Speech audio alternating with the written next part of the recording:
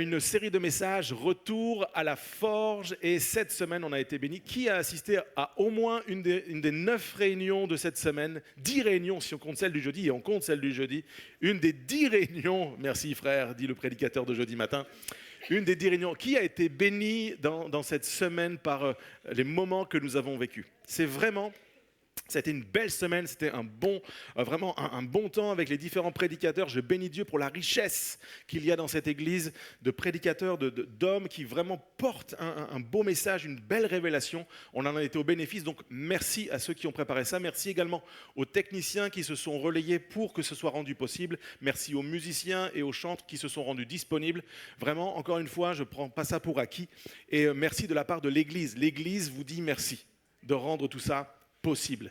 Et ce matin, j'aimerais terminer cette série. C'est le dernier message de la série Retour à la forge. Et le titre de mon message, c'est « L'obéissance qui propulse ta destinée ». Voyez-vous, je crois, la chose suivante. Une quantité infinie de soucis, de doutes, de peurs, de difficultés et de conflits n'existerait même pas si nous marchions dans l'obéissance.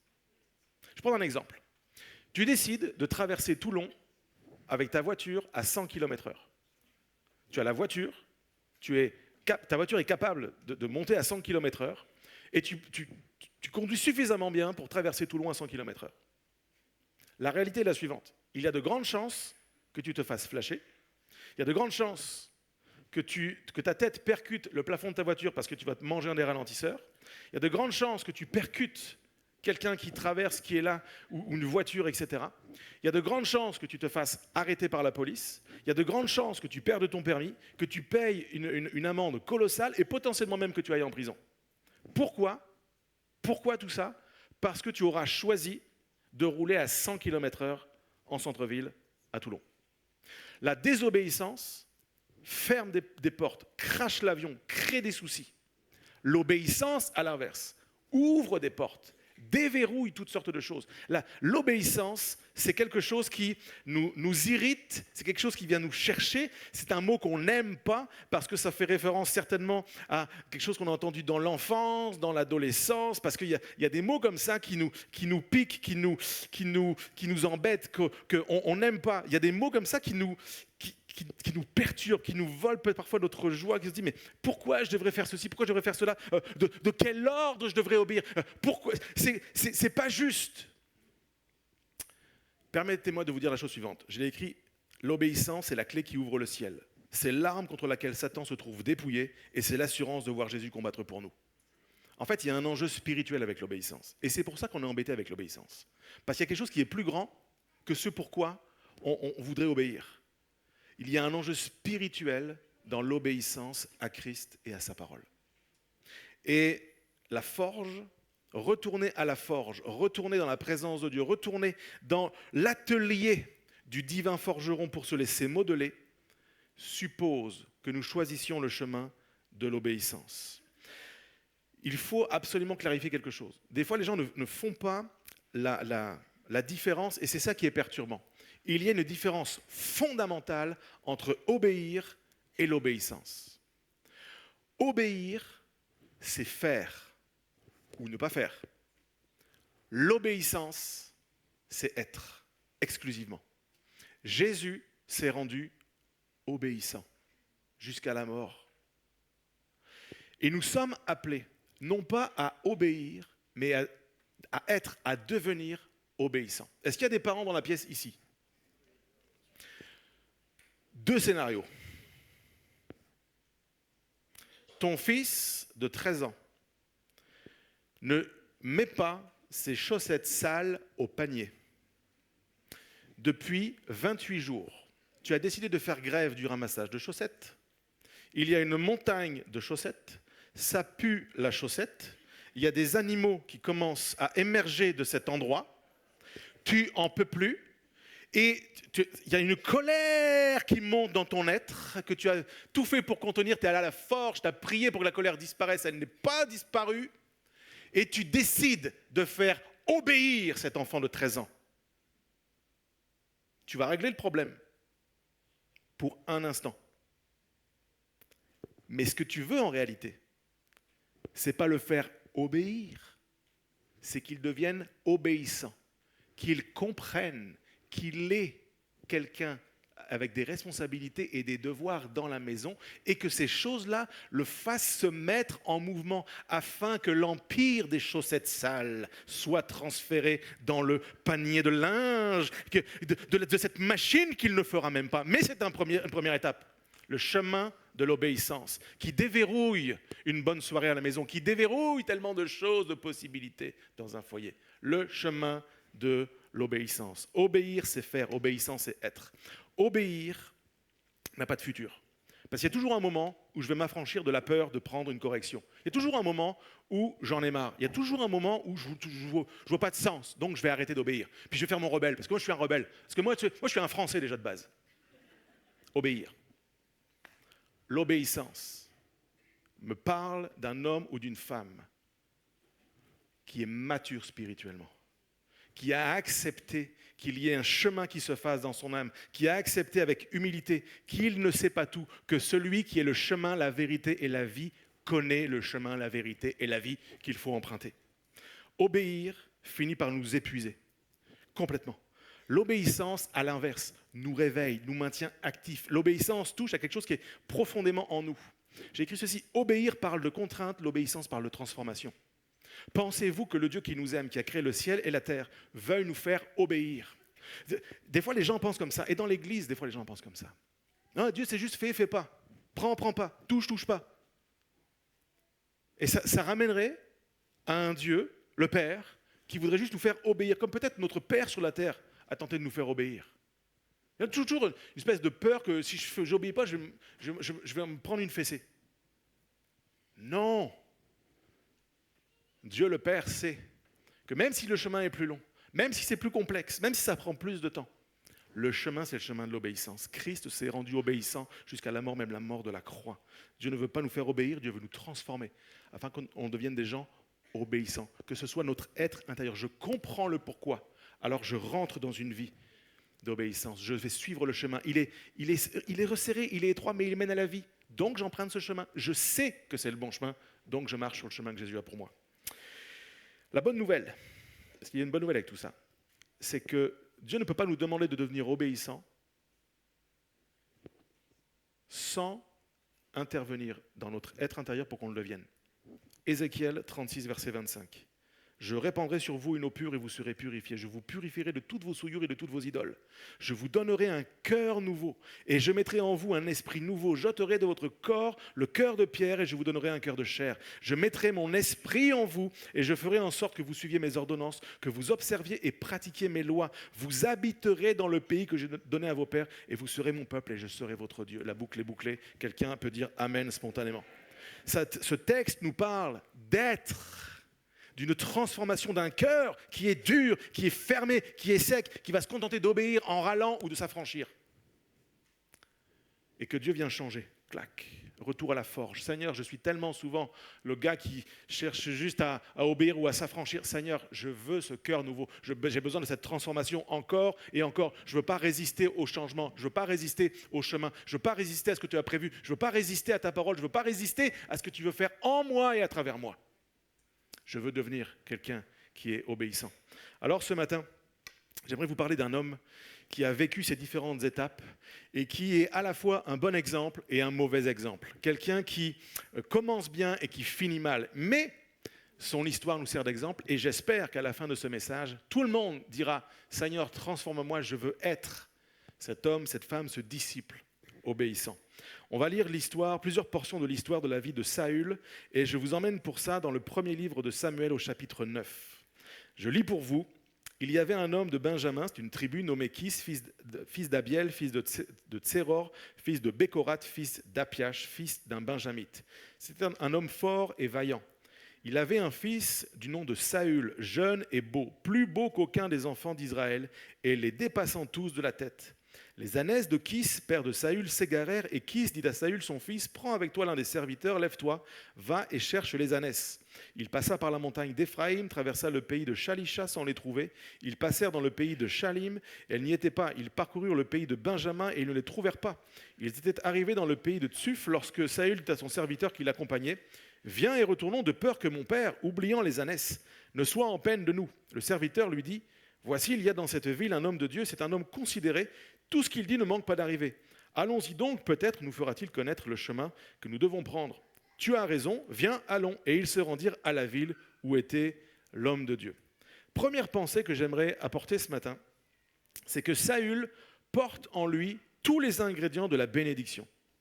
C'est-à-dire que le gars, son arrière-plan, il est incroyable. Il est jeune, il est beau, il est plus grand, il vient d'une bonne famille, il est considéré, il est populaire. Dans sa famille, on est fort, courageux, il est respectueux de son père, il est soucieux du bien de son père, il est sensible au fait que Dieu va lui venir en aide, il a l'humilité d'écouter un serviteur qui lui donne un conseil. Ce gars est génial. Le gendre idéal. Est-ce qu'il y a des femmes célibataires? Non, je ne vais pas faire ça. Les gars, c'est un modèle. À ce moment de l'histoire, c'est un modèle. Écoute, tu te dis, c'est pas juste, il y a trop de faveur sur ce gars. Il y a trop de talent, il y a trop d'onction, il y a trop de belles choses, il y a trop de... C'est pas juste, Seigneur. Tu as tout donné à Saül, et nous? Nous, on en veut autant. On veut être grand, fort, beau, courageux, populaire. En fait, on veut tout ça. Il y a un bon terreau. Regardons encore plus loin, verset 15. Or, un jour avant l'arrivée de Saül, l'Éternel avait averti Samuel en disant « Demain à 7 heures, je t'enverrai un homme du pays de Benjamin et tu l'oindras pour chef de mon peuple d'Israël. Il sauvera mon peuple de la main des Philistins, car j'ai regardé mon peuple parce que son cri est parvenu jusqu'à moi. » Lorsque Samuel eut aperçu Saül, l'Éternel lui dit « Voici l'homme dont je t'ai parlé. C'est lui qui régnera sur mon peuple. » Ce jeune homme, Saül, en plus de tout ce que j'ai dit, de tous les dons naturels, de tout le beau caractère qu'il a déjà, de toute sa construction en tant qu'homme, en plus de ça, Dieu l'appelle. Il y a une destinée pour sa vie. Il y a un ordre de mission très clair. Tu vas sauver mon peuple. Waouh! En quoi sommes-nous concernés, pasteur? Frères et sœurs, je crois que même si nous ne sommes pas les plus beaux, les plus grands, et les plus courageux, sans vouloir manquer de respect à personne. Les yeux de l'Éternel sont sur nous et il compte sur nous pour une mission qui est extrêmement claire. Elle est notée noir sur blanc, elle est écrite, elle n'a pas bougé depuis près de 2000 ans. Allez, prêchez la parole, baptisez, enseignez à observer. Il y a un appel à entrer dans une destinée où nos vies doivent crier, nous ne vivons pas pour nous-mêmes. En fait, c'est, allez, mettons-nous en mouvement et ne vivons plus pour nous-mêmes.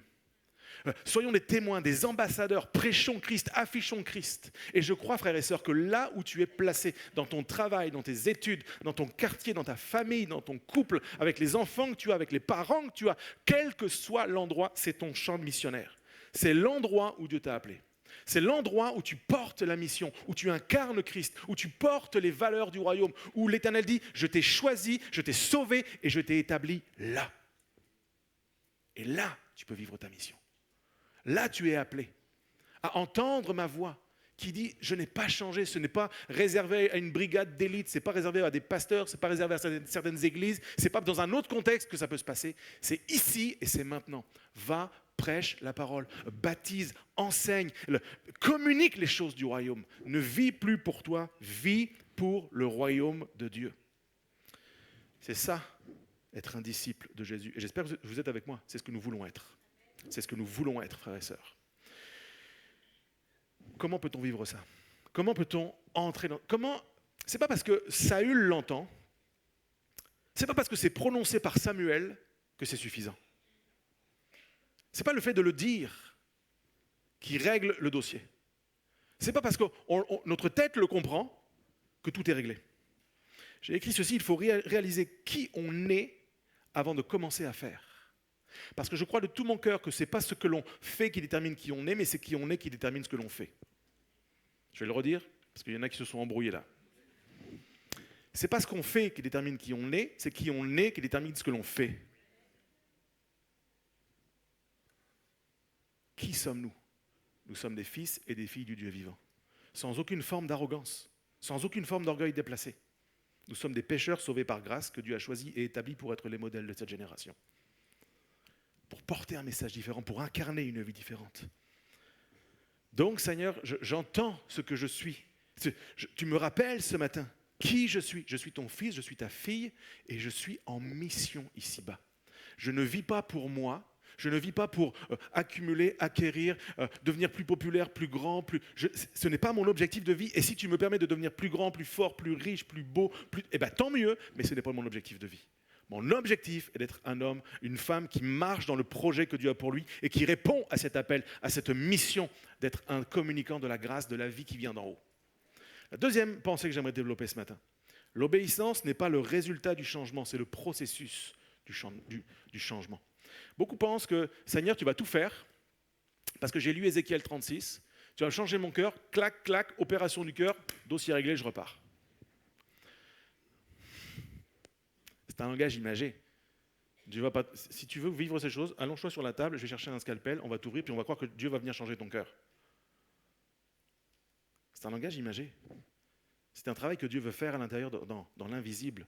Ton cœur n'est pas un cœur réellement fait avec une pierre. On a tous conscience de ça, on le sait. Donc si je comprends ces choses, je dois aussi comprendre le principe. C'est Seigneur, en fait, je veux me laisser faire. Qui est prêt à ce que je l'opère ce matin sans aucune compétence et que je lui change son cœur de la part du Seigneur? Personne. Pourquoi? Parce que je ne suis pas celui qui est capable de changer un cœur. Mais Dieu est capable et Dieu veut que nos cœurs soient transformés. Je retourne à la forge.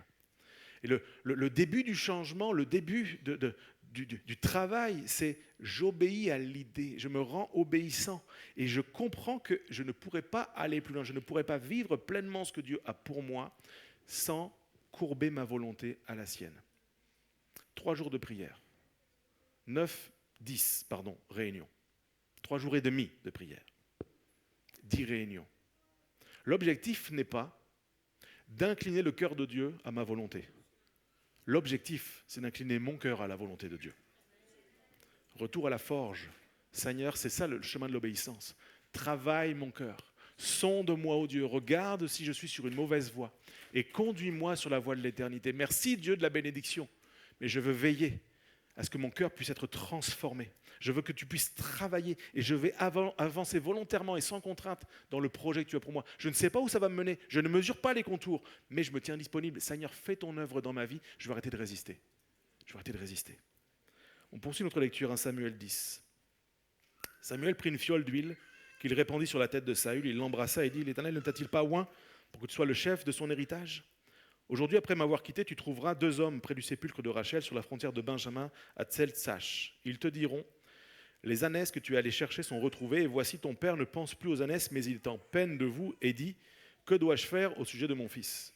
De là, tu iras plus loin, tu arriveras aux chênes de Tabor, où tu seras rencontré par 3 hommes montant vers Dieu à Béthel et portant l'un 3 chevreaux, l'autre 3 gâteaux de pain et l'autre une outre de vin. Ils te demanderont comment tu te portes, et ils te donneront 2 pains que tu recevras de leurs mains. Après cela, tu arriveras à Gibéa Elohim, où se trouve une garnison de Philistins. En entrant dans la ville, tu rencontreras une troupe de prophètes descendant du haut lieu, précédés du luth, du tambourin, de la flûte, de la harpe, et prophétisant eux-mêmes. L'Esprit de l'Éternel te saisira, tu prophétiseras avec eux, et tu seras changé en un autre homme. Lorsque ces signes auront eu pour toi leur accomplissement, fais ce que tu trouveras à faire, car Dieu est avec toi. Verset 9. Dès que Saül eut tourné le dos pour se séparer de Samuel, Dieu lui donna un autre cœur, et tous ces signes s'accomplirent le même jour. Waouh! Vous aspirez à ça? Moi, j'aspire à ça. Tout réglé en un instant. Oh, Seigneur. Seigneur, c'est beau quand même. Le gars, il va déjà bien. Il a tout pour lui. Il est choisi, il est appelé, il y a une mission, elle est très claire. Il reçoit cette onction et bam, sa vie, elle change. Transformée. L'Esprit de Dieu le saisit, il reçoit une parole du prophète, il y a tout le plan. Comment on aimerait que ce soit comme ça? Il est où l'homme de Dieu qui va me dire, va là-bas, il y aura tant de choses, lui il va arriver, il va se passer ça. Oh Seigneur, pourquoi ça ne se passe plus comme ça? Je vous entends penser, hein? Souvenez-vous. Pourquoi ça ne se passe plus comme ça? Nos pasteurs, ils n'ont pas l'onction de Samuel. C'est ça le problème. Non, ce n'est pas ça le problème. La réalité est la suivante. Avant, il y avait une personne qui était choisie, Saül, puis il y avait un homme de Dieu, puis il fallait qu'il y ait connexion entre les deux, puis l'œuvre de Dieu se passait comme ça de l'un à l'autre. Depuis Jésus, les choses ont changé. Tous, nous sommes appelés. Il n'y a pas un élu. Tous, nous sommes appelés. Moi, toi, ton voisin de droite, ton voisin de gauche. Et le Saint-Esprit est répandu pour être notre guide, pour nous conduire. Je n'ai pas besoin d'aller trouver le prophète qui va tout me dire. Et comprenez-moi, je crois à la prophétie et je crois que Dieu peut utiliser quelqu'un pour parler à quelqu'un. C'est toujours vrai. Mais j'en fais pas un mode de vie. Je crois que Dieu peut te parler à toi. Pourquoi faudrait-il toujours qu'il passe par un autre prophète qui a plus d'onction, plus de vie? Oui, c'est possible. C'est toujours actuel. Mais là, Dieu dit, maintenant j'ai autre chose pour vous qui vivez depuis Jésus-Christ. Je veux parler dans ton cœur. Je veux te conduire. Je veux te conduire à te tenir devant ma parole, à lire pour comprendre les choix que tu dois faire, le mode de vie qu'il faut développer, pour inspirer tes choix, guider tes pas et que tu sentes mon approbation et ma faveur.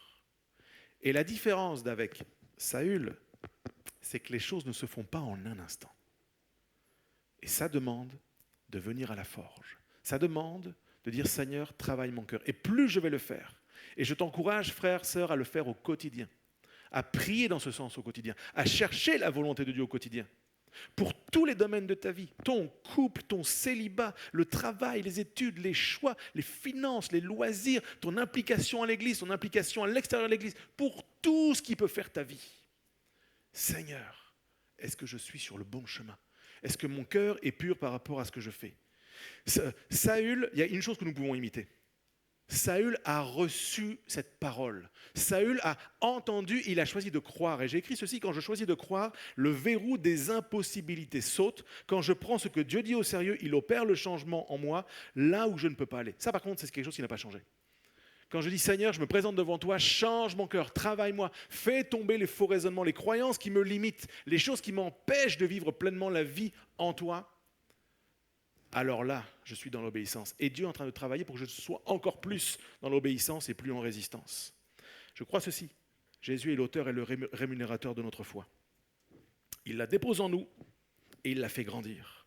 Quand Samuel a oint Saül, la vie de Saül a changé. Et on voit que sans cette onction, cette touche qui venait de Dieu, Saül ne pouvait pas aller plus loin. Et c'est la même chose pour nous. Si je ne reçois pas cette touche qui vient d'en haut, cet esprit de Dieu, si je ne vis pas cette expérience-là, je vais toujours buter, même que j'ai plein de talents, même que j'ai une bonne famille, même que j'ai du réseau, même que j'ai un super arrière-plan, même que je vis en France, même que j'ai accès à ceci et cela, j'ai besoin de la touche qui vient d'en haut. J'ai besoin de l'Esprit de Dieu. Et ça fait toute la différence. Tu peux avoir tout ce que les gens rêvent d'avoir. Tu as besoin d'être saisi par l'Esprit de Dieu. Sinon, tu seras juste quelqu'un de fort, beau et courageux et populaire dans une génération. Ça va passer et ta vie ne va rien produire de glorieux. Tu fais juste au bénéfice de tout ça et tu ne livres rien. Et quand on ne livre rien, on passe à côté de la vie que Dieu a pour nous, la destinée que Dieu a pour nous. C'est d'être au service les uns des autres, de bénir les autres. J'enlève mon regard de mon nombril, de ma vie, de mes choses. Je suis absorbé par les besoins des autres. Je suis capable d'y répondre. Je réponds aux besoins auxquels je peux répondre avec la force que Dieu me donne. Je crois à la puissance et à l'action du Saint-Esprit pour transformer un cœur. Je crois à l'absolue nécessité de se laisser toucher par Dieu. Je crois à l'efficacité ultime de la parole de Dieu. C'est elle qui convainc de péché, de jugement. C'est par elle que nous comprenons des choses. Et j'ai besoin de me tenir dans la parole. Je peux avoir le meilleur arrière-plan qui soit comme Saül. Je peux savoir que je suis appelé par Dieu à une mission extrêmement claire et spécifique. Je peux avoir un homme de Dieu comme Samuel à mes côtés qui me parle des choses de Dieu. Avoir ça dans mon environnement. Je peux être baptisé de l'Esprit. Je peux connaître la parole de Dieu. Je peux avoir accès à toutes ces ressources. Comme Saül, et pourtant finir mal. Moi, je vous dis, ça m'alerte. Moi, je me dis, oh, Seigneur, quelle marche il a raté Il montait dans l'escalier, puis il est tombé. Quelle marche il a raté? Qu'est-ce qui s'est passé? 1 Samuel 15. Samuel dit à Saül, c'est moi que l'Éternel a envoyé pour toindre roi sur son peuple, sur Israël. Écoute donc ce que dit l'Éternel. Ainsi parle l'Éternel des armées, je me souviens de ce qu'Amalek fit à Israël lorsqu'il lui ferma le chemin à sa sortie d'Égypte. Va maintenant, frappe Amalek et dévoué par interdit. Tout ce qui lui appartient, tu ne l'épargneras point. Tu feras mourir hommes et femmes, enfants, nourrissons, bœufs, brebis, chameaux et ânes. Verset 9.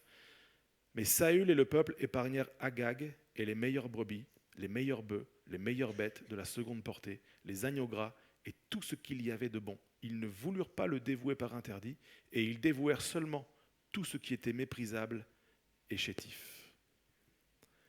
Je le redis, tu as tout ce qu'il faut dans la vie.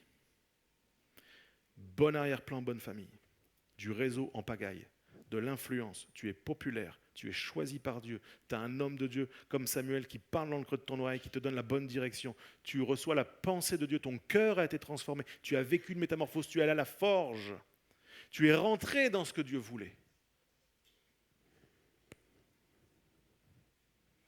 Et il y a un moment où tout ça, dans la balance, croise quelque chose que tu aimes beaucoup.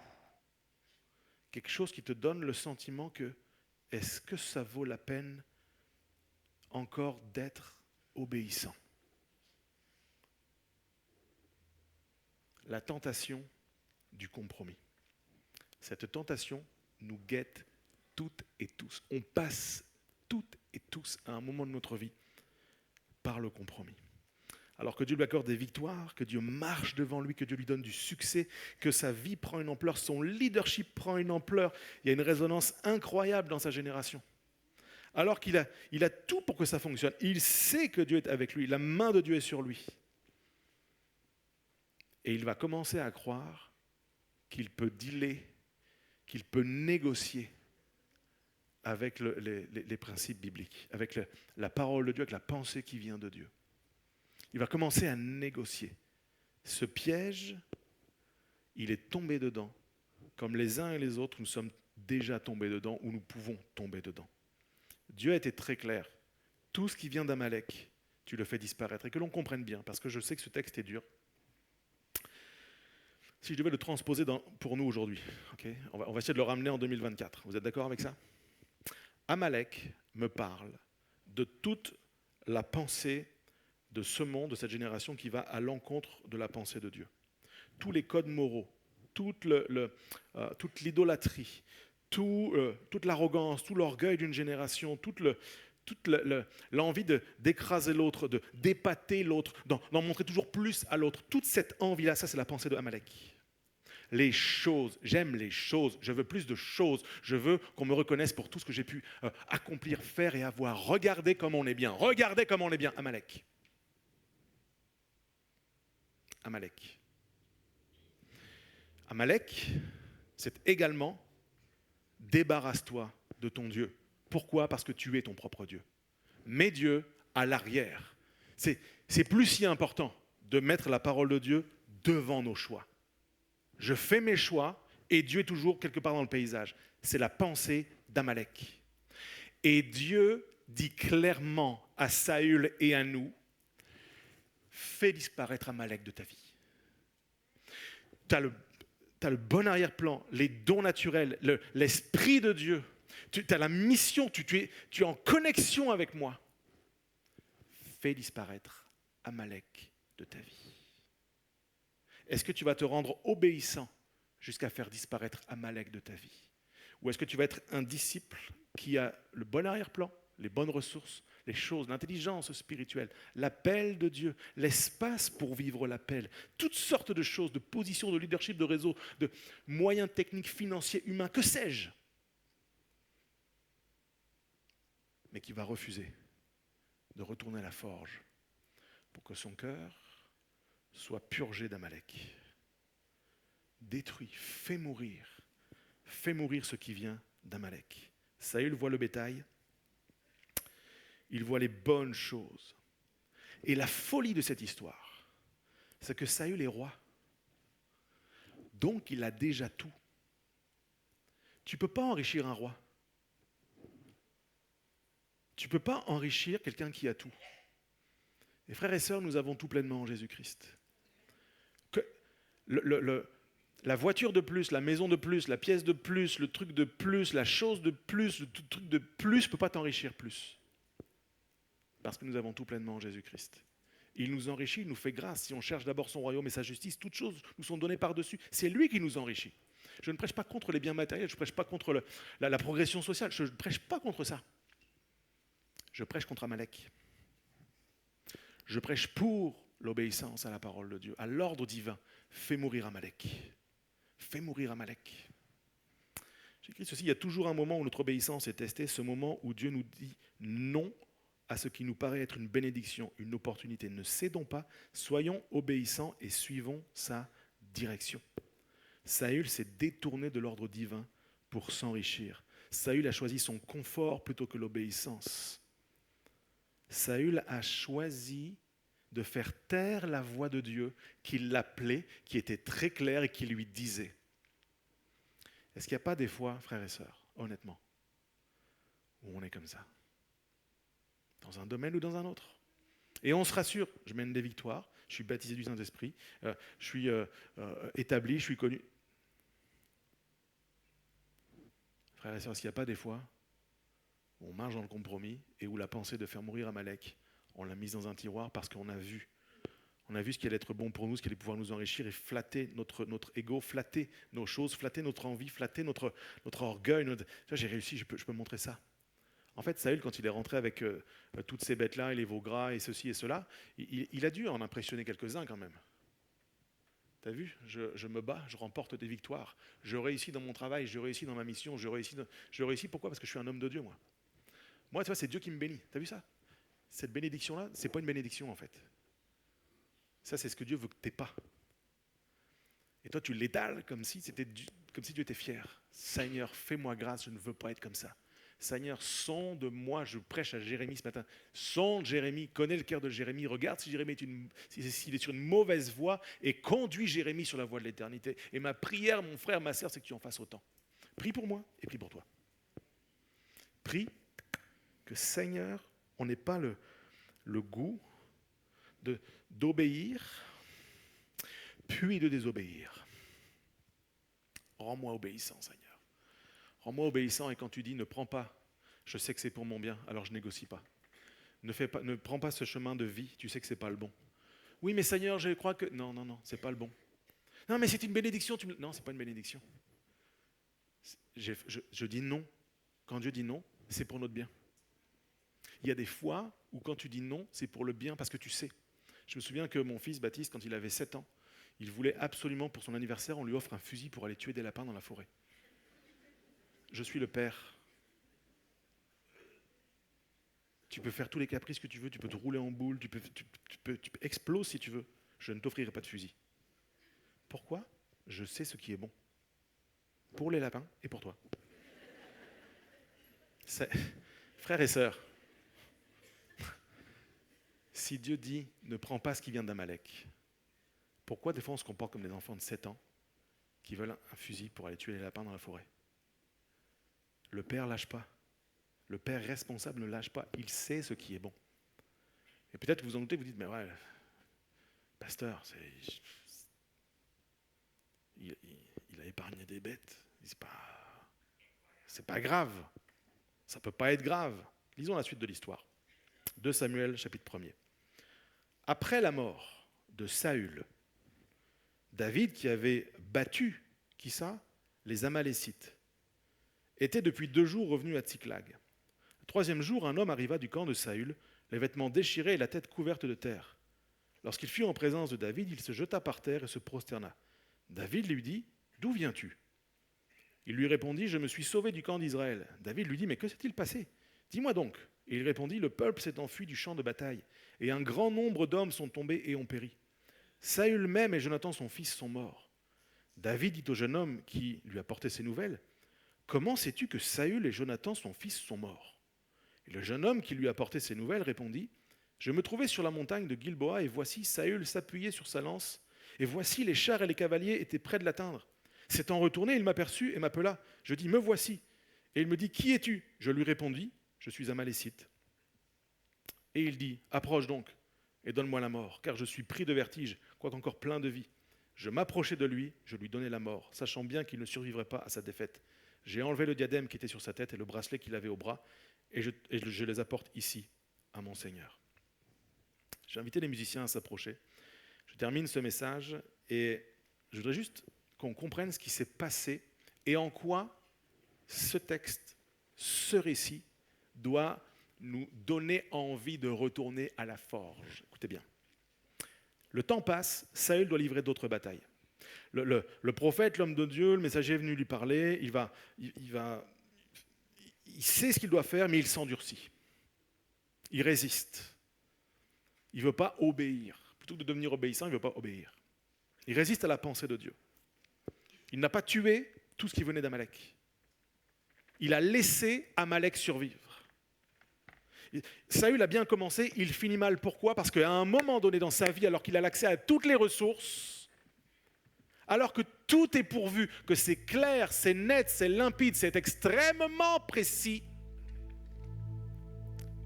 il choisit de ne pas écouter, de ne pas se conformer, de ne pas retourner dans la forge où son cœur, qui peut-être vit le compromis, je suis tenté de prendre ces choses, je suis tenté par cette vie-là, je suis tenté d'en avoir toujours plus, je suis tenté d'être idolâtre, je suis tenté de vivre pour moi, je suis tenté de faire passer mon confort avant celui des autres, je suis tenté. Seigneur, forge mon cœur. Viens casser, viens replier, viens étendre, et fais quelque chose dans mon cœur. Non, Saül a laissé survivre Amalek. Je sais que mon message, dans moins d'une semaine, vous l'aurez tous oublié. C'est comme ça, c'est le drame des prédicateurs. On travaille super fort pour ça. Ça dure 40 minutes. 3 jours après, personne ne sait qui a prêché pour dire quoi. On ne s'en souvient plus. S'il vous plaît, notez dans vos téléphones. Notez sur un papier. Retenez ce que je vais vous dire là maintenant. Ça peut sauver votre vie, à chacun. Je me le prêche à moi-même. J'ai écrit ceci: ce que tu tolères aujourd'hui finira par te tuer demain. Je te le dis de la part de Dieu avec amour, avec crainte, avec autorité et tremblement. Ce que tu tolères aujourd'hui finira par te tuer demain. Fais mourir la pensée de ce monde. Par l'esprit, tu peux faire mourir quelque chose que Dieu ne veut pas. C'est par l'esprit de Dieu. En laissant l'esprit de Dieu agir, tu te rends obéissant. Tu ne peux pas faire des choses pour être obéissant. Tu peux te laisser faire dans l'esprit. Seigneur, je n'ai pas envie de vivre pour les autres. Seigneur, je n'ai pas envie de me mettre au service des autres. Seigneur, je n'ai pas envie de donner pour les autres. Seigneur, je n'ai pas envie de faire ce qu'on me demande. Seigneur, je n'ai pas envie de vivre de telle ou telle manière. Je n'ai pas envie de rester fidèle à mon époux, à mon épouse. Je n'ai pas envie de prendre mes responsabilités dans mon foyer. Je n'ai pas envie d'être intègre au travail. Je n'ai pas envie d'arrêter de courir après toujours plus. Je n'ai pas envie. Mais je le reconnais. Je retourne dans la forge parce que je comprends que ce que je tolère aujourd'hui me tuera demain. Et il est hors de question que je meure demain. Parce que Dieu, tu m'aimes. Parce que Dieu, tu sais. Parce que tu as tout prévu. Parce que tout est pourvu pour que je vive pleinement, débarrassé d'une course sans fin à toujours plus de ceci ou de cela. Comme Amalek, ça ne sert à rien, ça ne mène à rien. J'ai tout, j'en ai jamais assez. Je ne suis jamais heureux. Je ne marche pas sur le chemin de l'obéissance. Père, pardonne-moi. Jeune homme riche qui vient voir Jésus. Je vis tous les commandements, je les vis. Cette rencontre, elle est incroyable. Un jeune homme riche, c'est encore une fois, le beau gosse de la bande, celui que les filles veulent. Il va vers Jésus. Qu'est-ce qu'il faut que je fasse pour hériter la vie éternelle? Jésus lui cite la parole. Et le gars, il connaît la parole et il vit la parole. Tu dis, c'est bon, dossier réglé. Et Jésus va le mettre à l'épreuve. Vends tout ce que tu as et suis-moi. Sauf que là, non. Je suis plus attaché aux choses qu'à toi. Donc, j'ai un problème. Soit je vais obéir, je vais le faire Seigneur, il veut que je fasse ça, je le fais, fatigue. Soit Ah bah non. Ah si c'est ça, bah non. La vie chrétienne, bah non, c'est pas pour moi. Là, vous êtes des fous là. Excusez-moi, je vous laisse. Je me suis trompé. J'ai rien à faire avec vous ce week-end. Ou je dis, Seigneur, mon cœur a un problème. Alors je vais faire quelque chose. Je vais m'humilier dans la forge. Et je vais dire, Seigneur, pardon pour ce qui est dans mon cœur. Que ton esprit vienne m'aider à mettre à mort les mauvais désirs, les mauvaises pensées, les mauvaises directions, les mauvais chemins. Parce que il est hors de question que je tolère quelque chose qui va me faire mourir demain, qui va éteindre ma foi, qui va éteindre ta voix, qui va fermer le ciel sur ma vie. Ça n'a pas de sens de vouloir ça. Je ne peux pas vouloir ça. Je ne peux pas soupirer après ça. Je retourne dans la forge et je prie que le feu de Dieu vienne consumer les mauvais désirs. Est-ce qu'il y a des hommes et des femmes ce matin qui disent oui, j'ai besoin de vivre ces choses? Est-ce qu'on peut se lever ensemble, s'il vous plaît, un instant, jamais compris? Et j'aimerais vous inviter juste à fermer les yeux un instant, pencher la tête vers l'avant. Et je préparais ce message et je sais que je suis passionné. Et je veux vraiment faire de mal à personne ce matin. C'est pas le cœur de Dieu, c'est pas de faire du mal à quelqu'un. Loin de moi l'idée de tenter de faire obéir quelqu'un. Loin de moi même la capacité de le faire de toute façon. Mais j'aimerais t'inviter de la part du Seigneur. Il y a une invitation que je te lance ce matin. Tout le monde a les yeux fermés, on garde nos cœurs en prière, s'il vous plaît. Même vous à la maison qui écoutez ce message, là où vous êtes, je vous invite à prendre ce temps de révérence, ce temps solennel. Ta vie peut changer aujourd'hui en fait. Et j'aimerais t'inviter dans ce temps de prière à emmener la tentation du compromis dans la forge. J'aimerais t'inviter spirituellement, symboliquement, à prendre position puis dire effectivement, Seigneur, tu vois mon goût pour Amalek, mon goût pour les choses de ce monde, la tentation de toujours en vouloir plus et de penser à moi avant les autres, la tentation de faire du compromis, la tentation de ne pas vivre pleinement ta parole, la tentation de trouver toutes sortes de raisons, de stratégies, d'excuses humaines qui n'ont rien à voir avec la vie de disciple. Seigneur, je comprends ce matin que ce que je tolère finira par me tuer, alors comme je ne veux pas mourir spirituellement, je choisis ce matin d'emmener, peut-être pour certains, la gestion de mes finances dans la forge. Pour d'autres, c'est la gestion de mon temps. Il y a des choses qui doivent brûler dans la forge. Peut-être certains, c'est le goût, la tentation de quitter monsieur ou madame. Je vais l'emmener dans la forge parce que ce n'est pas le chemin que tu veux. Peut-être certains, c'est l'envie de démissionner de son rôle de papa ou de maman. Je suis dépassé, je n'ai pas envie, je ne suis pas concerné, qu'ils se débrouillent. Je vais aller faire brûler ça dans la forge parce que ma famille a besoin de moi. Ma famille a besoin de moi. Ma famille a besoin de moi. Alors, Seigneur, fais mourir ce qui va potentiellement faire mourir moi et ma famille. Quelqu'un ce matin a besoin de dire, je vais arrêter, d'expliquer à Dieu pourquoi j'ai raison et qu'il a tort. Je vais faire mourir ça ce matin. Tu es sur un chemin, tu sais que c'est le chemin de la désobéissance. Et Dieu ne veut pas te punir. En fait, on se punit tout seul quand on choisit la désobéissance. On programme la bombe qui va exploser. Et Dieu, dans son amour, ce matin, dit, ce n'est pas trop tard. Ce n'est pas trop tard, tu peux faire demi-tour. Tu peux faire demi-tour. Reviens dans la forge. Reviens dans ma présence. Reviens à l'intelligence spirituelle. Reviens à qui je suis. Et alors que tu fais ça, tu es en train de commencer le processus du changement, le processus de l'obéissance qui t'ouvre les portes d'une destinée différente. C'est le temps ce matin pour quelqu'un. C'est le temps ce matin pour quelqu'un. Père, nous voulons aller dans la forge et nous prions ensemble que ton feu vienne consumer nos mauvais désirs. Nous prions ce matin que nous ayons le courage les uns et les autres de faire mourir la mentalité d'Amalek. Seigneur, nous ne voulons pas succomber à la tentation de faire des compromis par rapport à ta parole.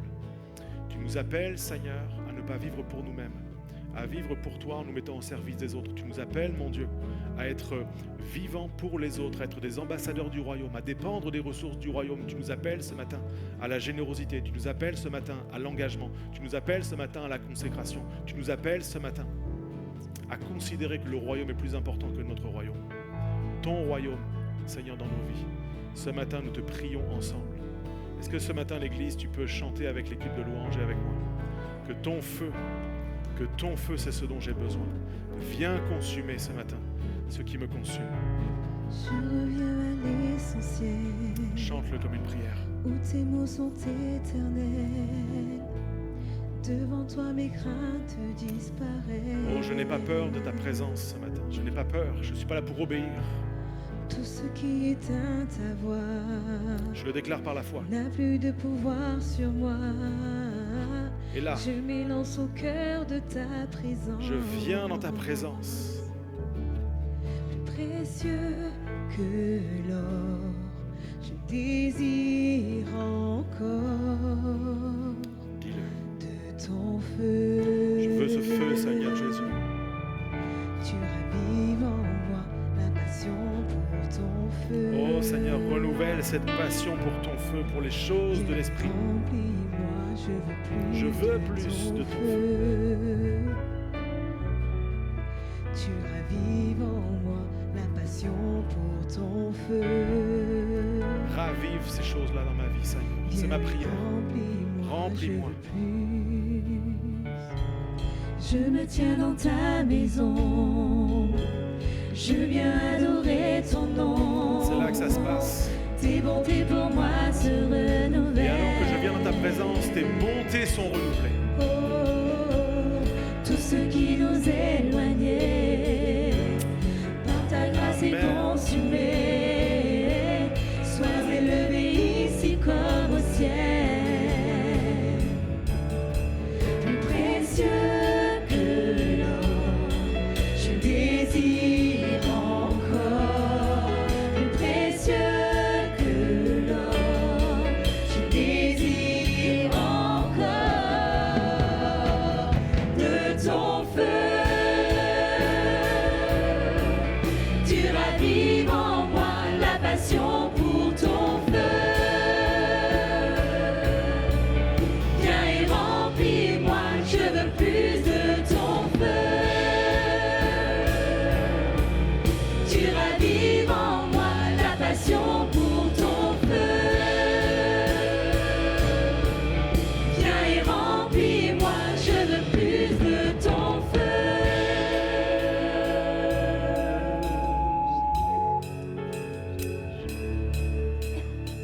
Un mot de toi vient réveiller nos vies. Tu souffles en nous le vent de ton esprit. Amen. Pour animer la ferveur dans ce lieu. Embrase-nous, nous désirons ton feu. Un mot de toi vient réveiller nos vies.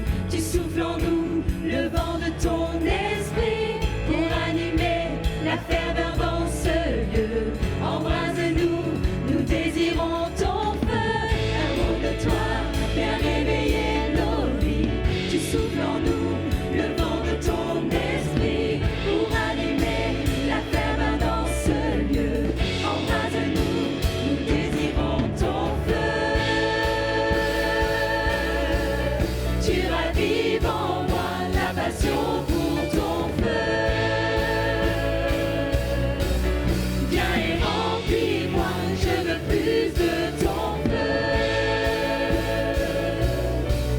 Tu ravives en moi la passion pour ton feu.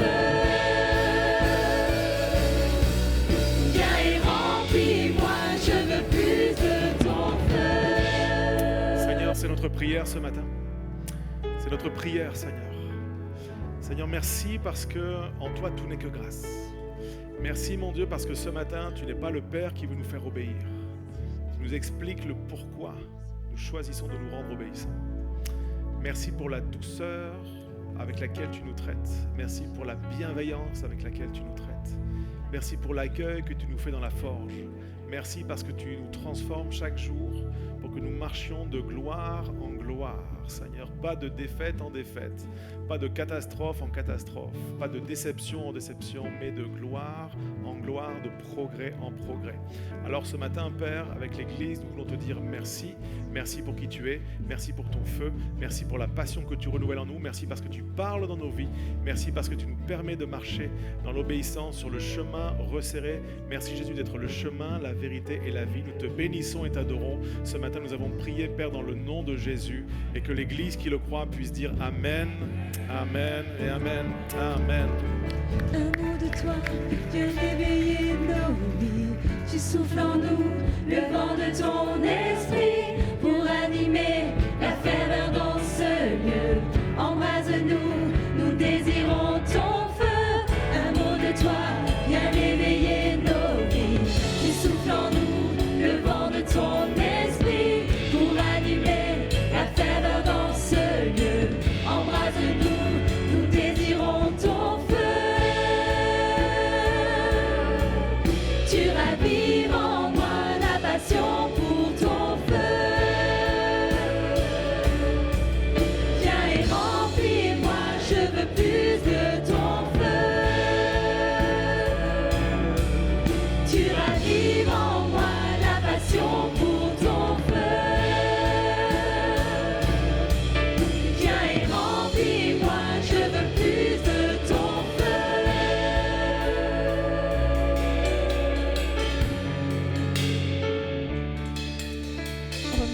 pour ces moments.